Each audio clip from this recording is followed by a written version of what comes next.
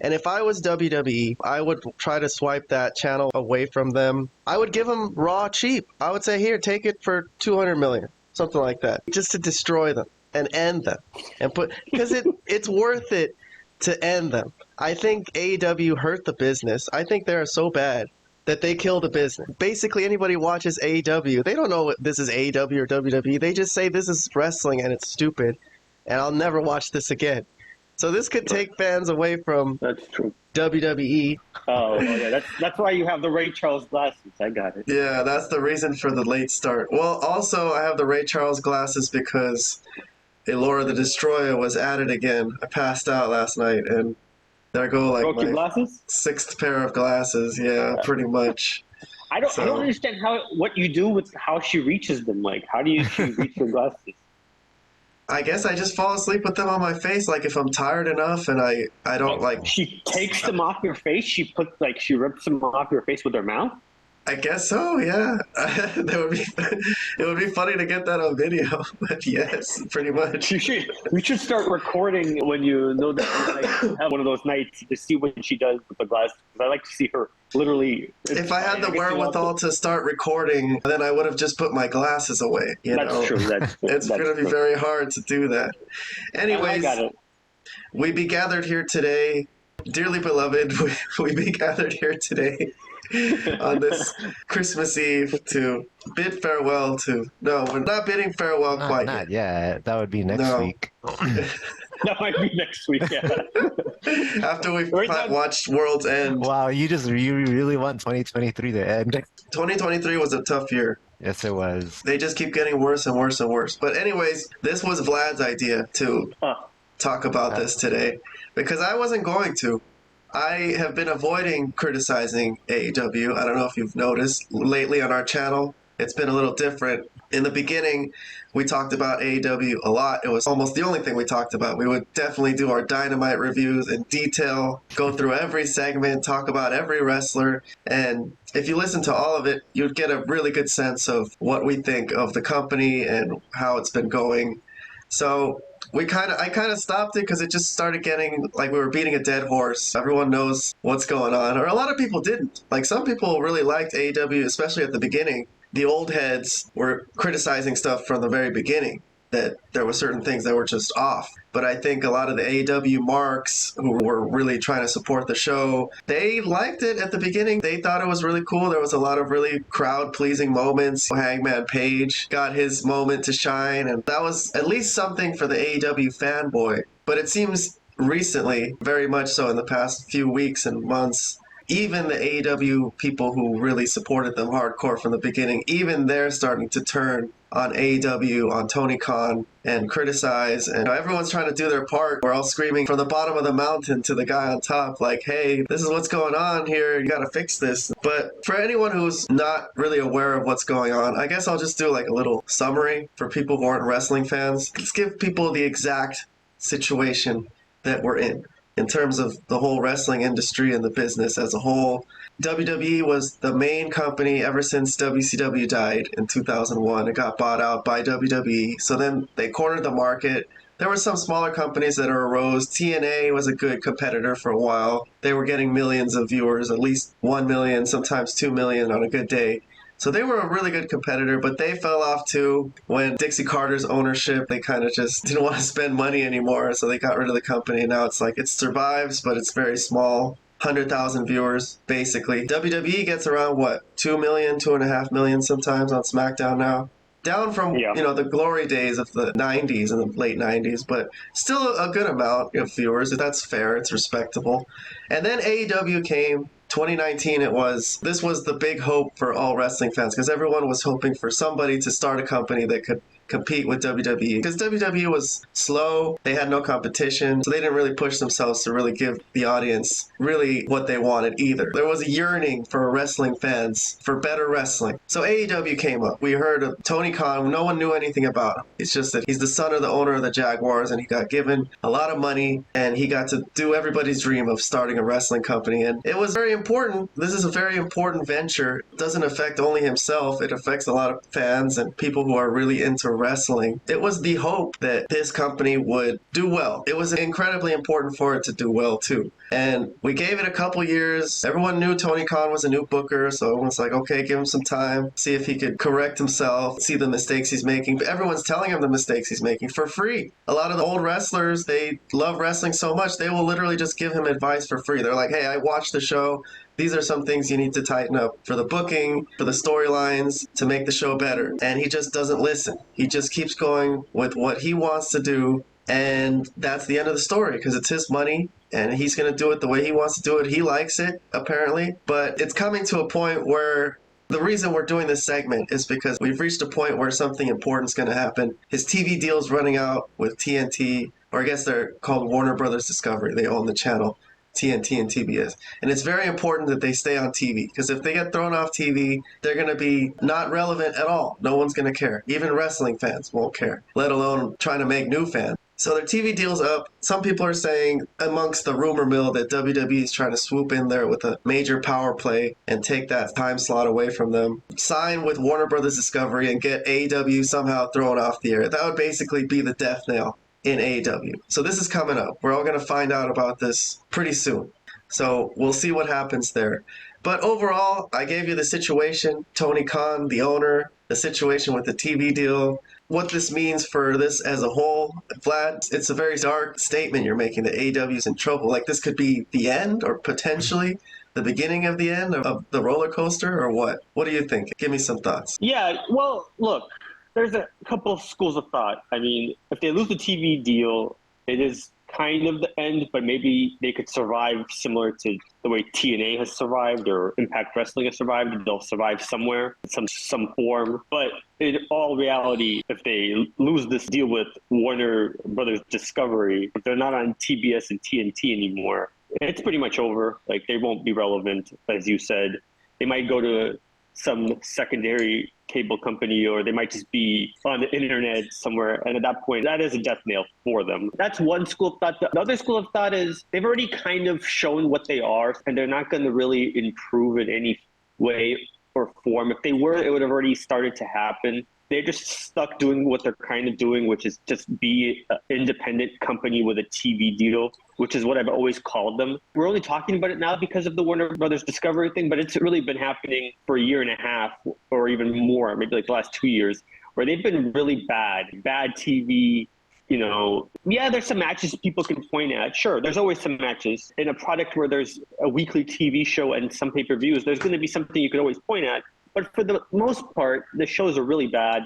They're very boring. They're good for laughs. Sure, we laugh at them a lot of the times, but is that enough to warrant them having a primetime spot for 2 hours? They also have the last, year since Collision has started, maybe a year and a few months. They also have a Saturday spot for another 2 hours, which is now basically, since CM Punk's departure, is going nowhere. It's just basically become a 2-hour version of Rampage for the most part. So the decline I've been calling has been happening for a long time now. It's not just something new. It's just now with WWE getting so much momentum and their TV rights deal expiring in 2024, people are starting to wonder what is the future of AEW.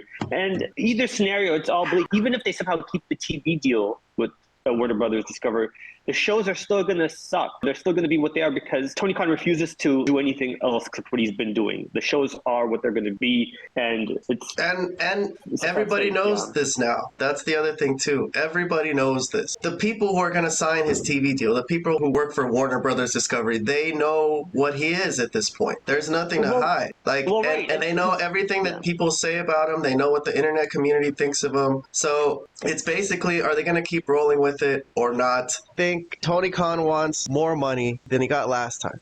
They got what? 45 million or something? Not that much. They were just trying to get on the air.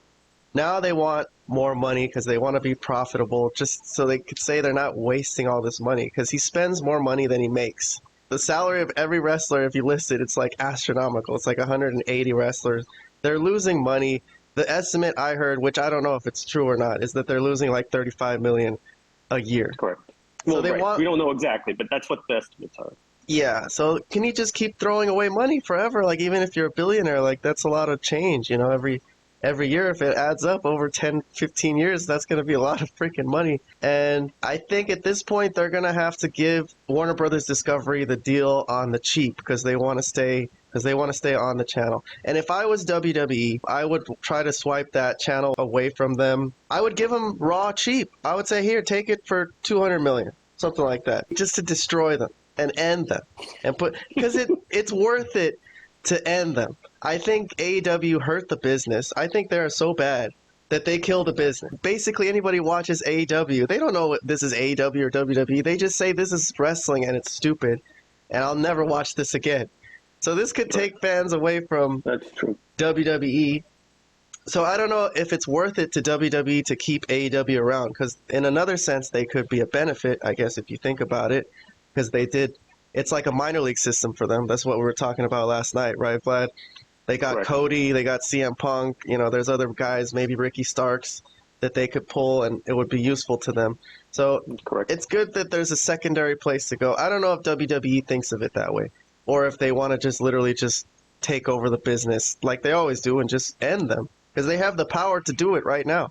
If they wanted to just give Raw Warner's Discovery on the cheap or a good deal, and they would take over. That would be the end of AEW. It would be the end. I don't know if it's worth it to Warner Brothers Discovery to get Raw for $400 million, because what we heard about SmackDown on Fox was that they had to pay so much that it wasn't even profitable in the end. You're right. So they might want to stick with AEW, even if they just give them $100 million, get less ratings, but at least it'll be a better deal for them. So we don't know what's going to happen. We're all waiting to see what's going to happen. I don't get the sense that this is the end of AEW. Like, I don't get that feeling of, like, impending doom like WCW at the end. I think they're going to stay on the air. That's my sense. But there is a danger right now. You're right. Technically, they're teetering on the edge of danger.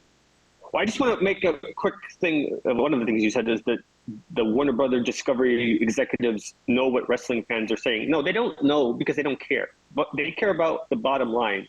So if it makes sense to them financially, yeah, they might keep AEW on the air. But at the same time, we know that the ratings are just not there. Like, they show an old movie or they show an old sitcom, they get over 1 million people watching. So AEW can't even crack 900,000 people overall for their main show. And their secondary show, forget about it, right? So those can't even crack 400,000 anymore. So is it worth for them to have this type of wrestling on the air? It was worth it to them when they had WCW pull in 5, 6, 7 million people per show at one point. Yeah, okay, that's worth it for us, because that's the highest rated we're going to get in any type of show. But when a wrestling show is not even pulling the ratings that it can for a syndicated sitcom that's been over for 20 years, like, is it worth it to have it on air? That's the only thing that's going to be the deciding factor. And WWE wants to get into some sort of bidding war with Warner Brothers Discovery. Those are the two factors that have to be considered. So it's not even up to AEW. It really isn't at this point. It's just going to be up to Warner Brothers Discovery or possibly WWE if they stay on the air. And that's basically what it comes down to. I don't want them to completely die, as for the same reasons that you said, because maybe they are a good minor league system for WWE. And in that case, maybe they should stick around.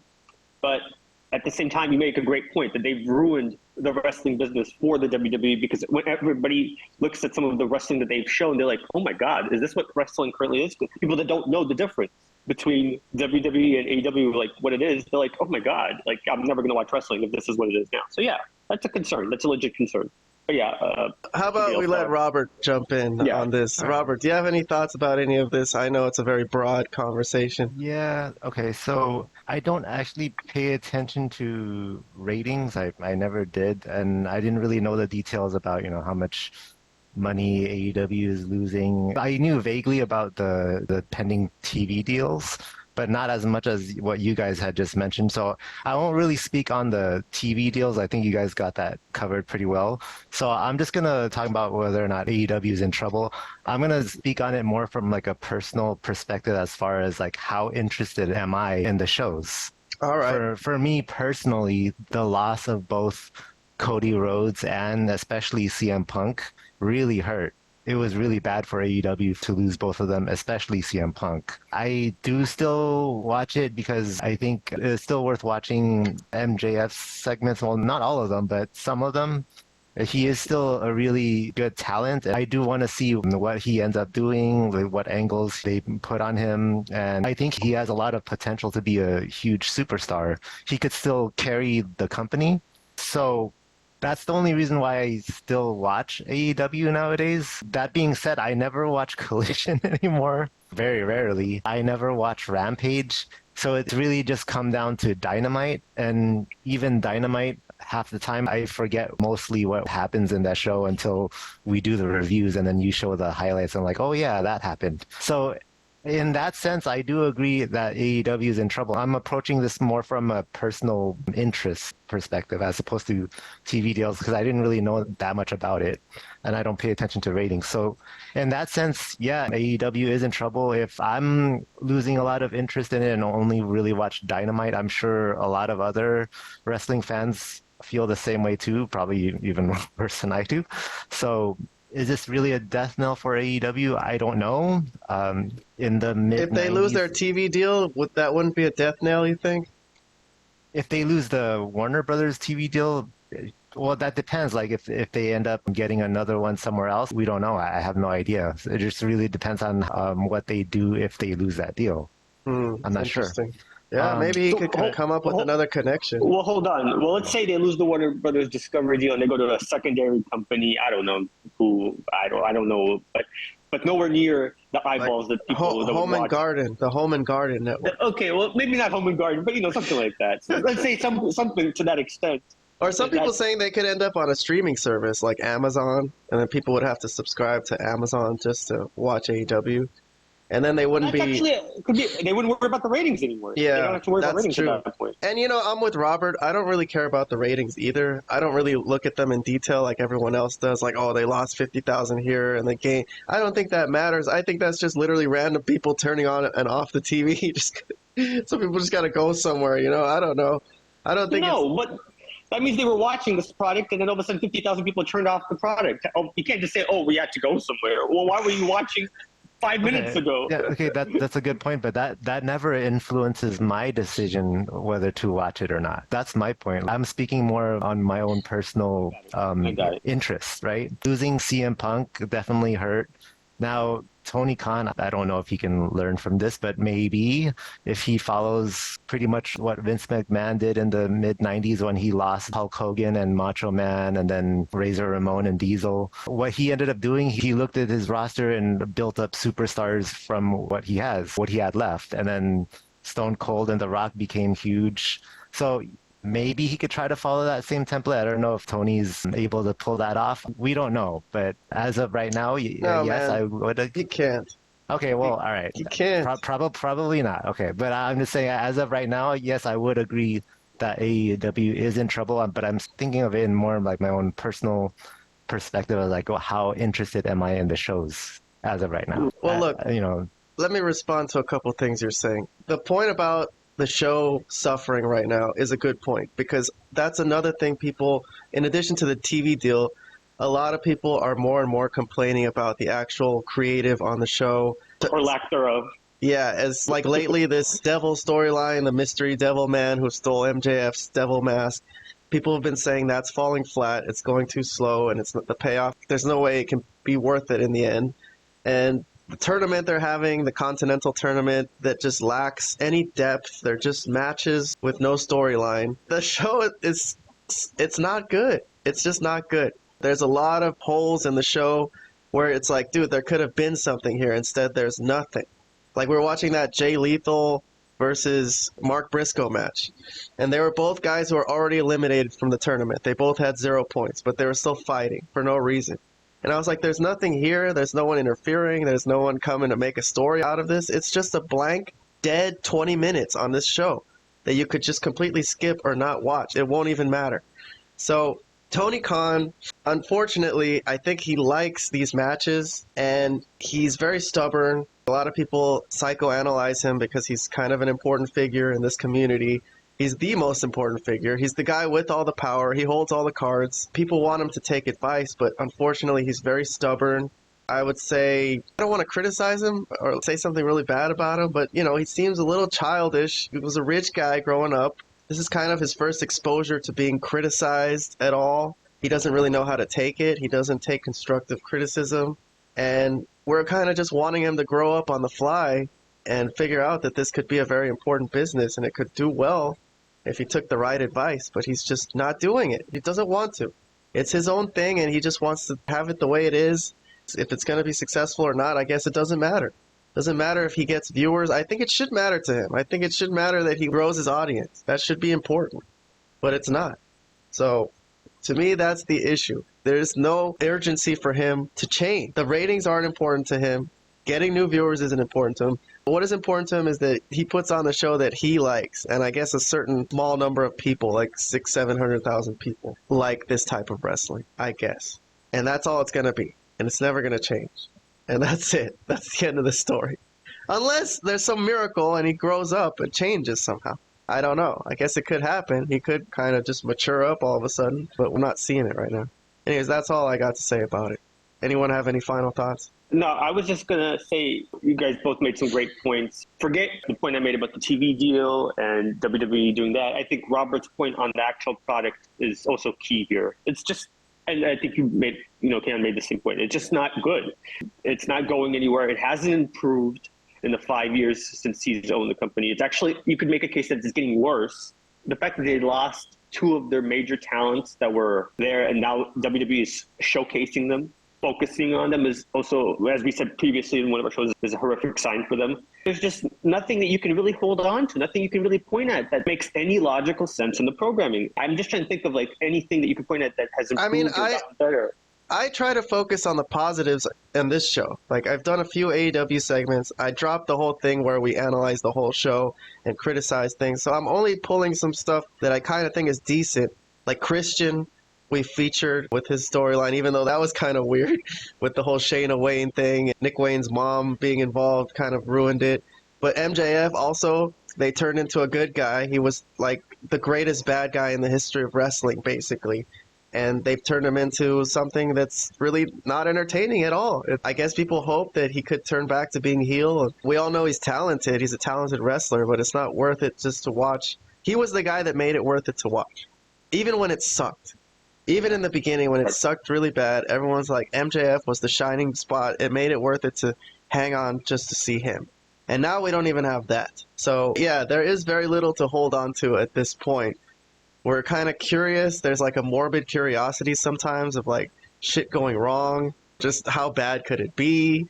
So well, it's like when you watch a car accident, you can't help but keep looking to see what the fallout is going to be. That's kind of what AEW is right now. You just kind of want to see what happens to it after the crash. So, like I said, you guys made both the good points separately. Also, as far as how much money can you possibly lose before his dad says, "Hey, listen, enough is enough." Either we actually start making this a profitable thing, or we have to pull the plug. I think that's going to be a conversation probably that will happen eventually. I don't know how long it's going to take. I think it's also going to be dependent on what happens with this TV deal, which I do think is a very important thing for them. Going streaming is not a bad option for them. I think that might actually be the best case scenario, so they could avoid having to worry about ratings, getting that thrown at their face, like when they only get like 700,000 people watching their show. So I guess we'll see. We'll see what happens. But right now, I think, Kayhan, again, you nailed it. It's more big curiosity what the fallout's going to be from all of this. Because we know that creative is just not there. It's just not getting better. In fact, it's getting worse. Where it all leads is anybody's guess, but I guess we'll just have to play it out. All right, then. That'll be enough AEW bashing for the day. Let's put a bow on this segment. Good luck to you. Good luck to Tony Khan. We love you, man. I hope it all works out, but I don't know. Well, Kayhan loves you. I don't. Do your best. Because, you know what? Do your best, buddy. Before you log off, I think Cornette made a great point on his podcast. This guy, Tony Khan, had the potential to be a hero to the wrestling community, really bring great wrestling back. Oh, yeah, he could have been the biggest hero in the history of wrestling. To stand up to WWE, give the wrestling fans really what they wanted the whole time. The majority of wrestling fans, not the small minority of wrestling fans. Yeah. And that's, unfortunately, he's booking to the small minority and not the majority. And that's unfortunately the case. He had the opportunity to really, in a sense, save wrestling, but at the very least make it competitive and make it more interesting to watch another alternative product. And it's really gone the other way. So, all right, that's the last thing I want to say on that. All right, then. Subscribe to our channel. Don't forget, hit like. I'm Kayhan. This is Vlad, the wrestling expert below me. Robert, the frozen Asian. He remains frozen for the day. I should just stay absolutely still. Well, it is winter time. Nice tree you got behind you, man. That looks really cool. Very nice tree. background. I'm still stuck in purgatory, and Vlad is That's right. at the AEW hate club. He's the president of the. I'm in their own headquarters. That's how bleak things are right now. The president of the AEW hater club. What are you talking about? Their own wrestlers are marching alongside. He's the EVP. Yeah, exactly. The EVP of the AEW haters club. Yeah, Vlad, the evil vice president. All right, we're going to be back. We're going to discuss some classic wrestling, WCW. We're going back to 1996. So subscribe if you want to see our older videos on that. We made a playlist for WCW after Hogan turned to the dark side. So that's on our page. We've had 2 parts already, and we're going to shoot the 3rd one coming up next. Stay tuned for that. Till the next time.